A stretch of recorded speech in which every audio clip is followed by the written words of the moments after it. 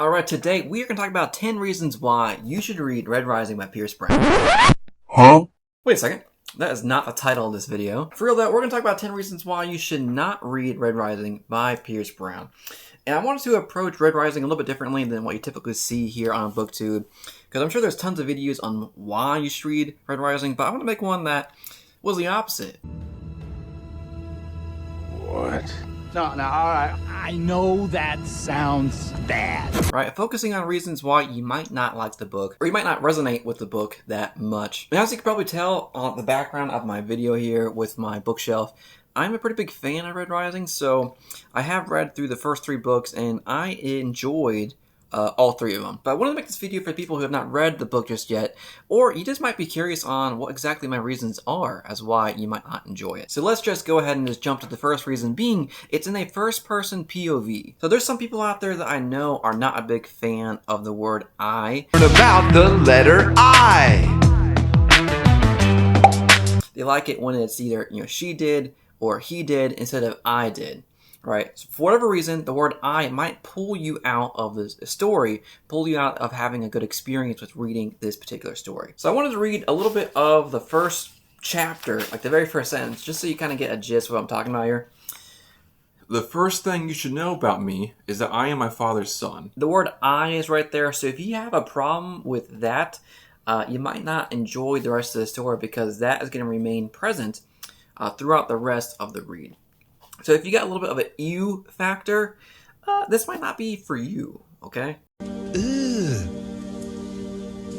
Brother, With the second point kind of tying into point number 1 a little bit, with it being in a present tense perspective, right? So when you read through this book, you're reading it through the eyes of the main character, so you're experiencing the story as the character is as well. Instead of seeing something that says like, I did something, or he grabbed something, it's going to be I do something, I grab something. So I know some people might have a problem with that because they want to experience it from a past perspective for whatever reason, instead of a present tense, experiencing it now with the character. And one example is that I think this is like the 3rd paragraph here.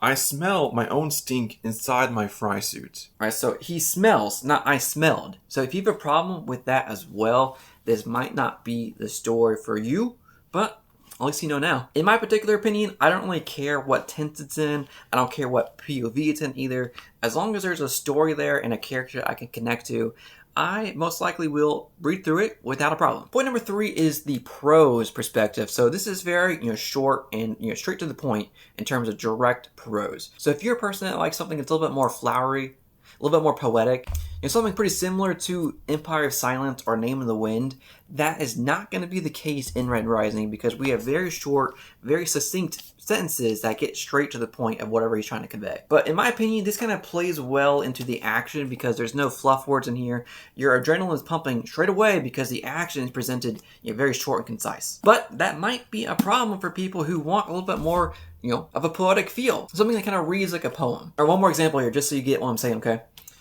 It is eerie in the deep tunnels. That's it. That's a sentence, right? It paints a picture of the tunnels being eerie, kind of ominous. So it kind of puts it in your mind that these tunnels are a little bit spooky, right? You're not always content and feeling good in these tunnels because it feels a little bit creepy. So that kind of structure is going to be pretty much present throughout the entire story. And that might sway some people away, but in my opinion, it actually adds to the overall enjoyment because it gets you straight into the action almost immediately. Also, the dialogue is also pretty direct and straight to the point, but there are some scenes, especially in monologues, where it feels a little bit Shakespearean in a sense of being almost like a play, right? And I'll give you an example here. It's on the end flap on the book, so it's not really a spoiler either. It happens very early on. I live for a dream that my children will be born free, she says. That they will be what they like. That they will own the land their father gave them. I live for you, I say sadly. Io kisses my cheek. Then you must live for more. Right, I kind of see that like happening on a stage and like in a play, like Romeo and Juliet, right? It gives me that type of vibe. Point number 4 is it's minimal world building in terms of setting and also the world and the politics. Right, in this book, you do get to learn a lot about the class system in terms of the different colors people are assigned to, from birth. In terms of, golds being the best, reds being on the bottom of the totem pole. But besides that, you don't really get to learn a lot about the world. especially from a setting perspective. The majority of the book takes place on two settings, really, where you're on Mars in the mines and also on the moon in a particular arena. Like, you're in that arena for the majority of the entire story. Does this change in the sequels? It does. But in this book in particular, you're kind of stuck in those two settings for a huge majority of the time. So if you're somebody that wants an expansive, galaxy where we're exploring different worlds, you're seeing different cultures, you're not going to get too much of that because you're really focused on the arena portion of that story in this book, at least in book number 1. Our point number 5 is that this is not a hard sci-fi book, right? We're not going into the technical jargon or the technical weeds on how certain things work in this world.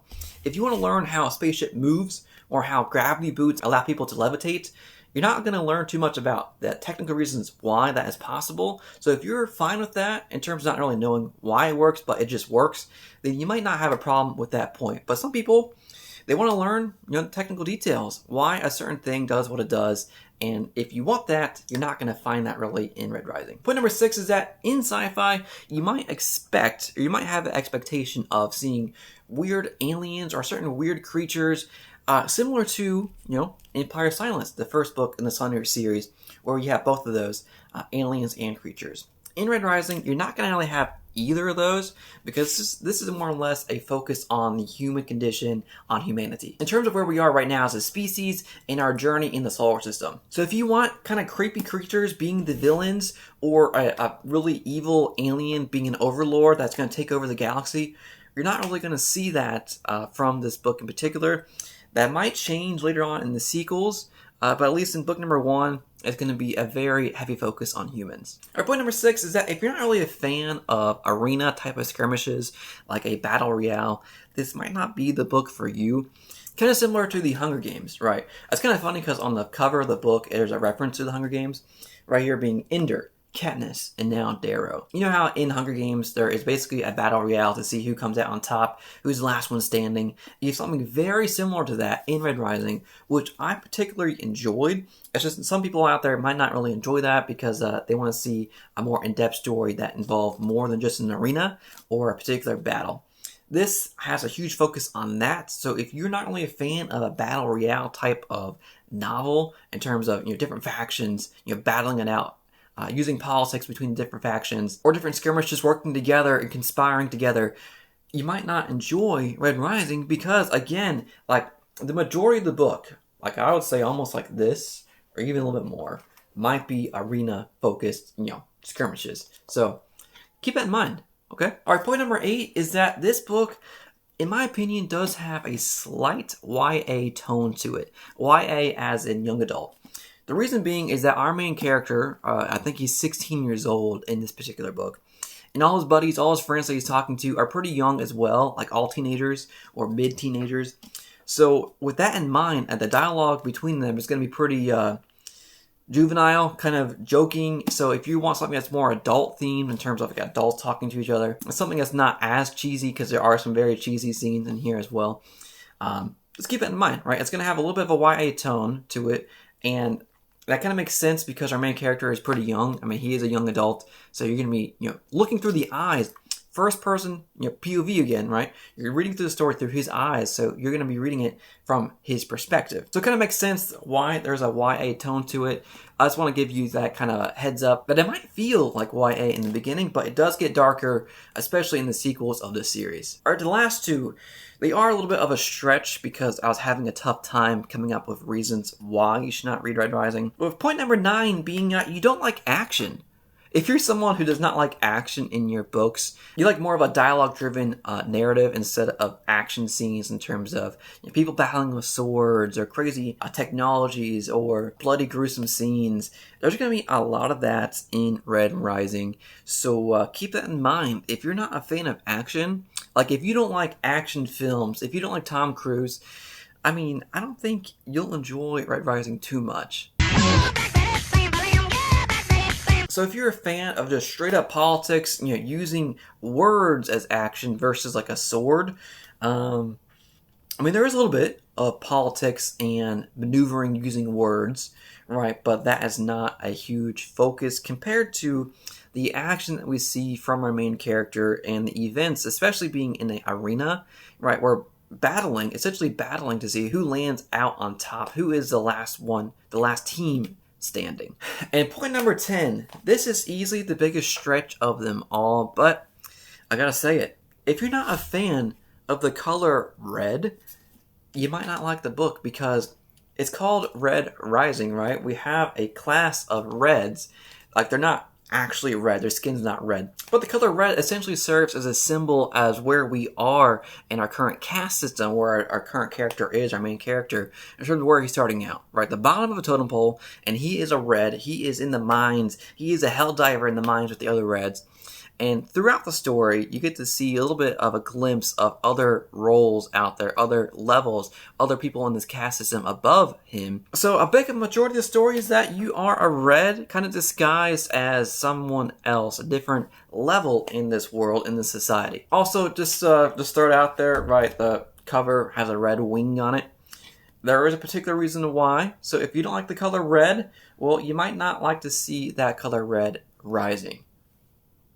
And that's really it. That's 10 reasons why you should not read Red Rising if you have not read it just yet already. If you want to see a more in-depth discussion on Red Rising and Empire Silence, I did a video, a book battle, where we battled these two books up together with Tudor Ramble and Mike's book reviews a couple weeks ago. I'll link it down below too. And if you're coming into this and you already read the book and there's another reason that I did not talk about, let me know down below, because I'll be kind of interested in seeing why you did not enjoy Red Rising, or if you did, let me know as well. Have a good one. Keep reading. Peace.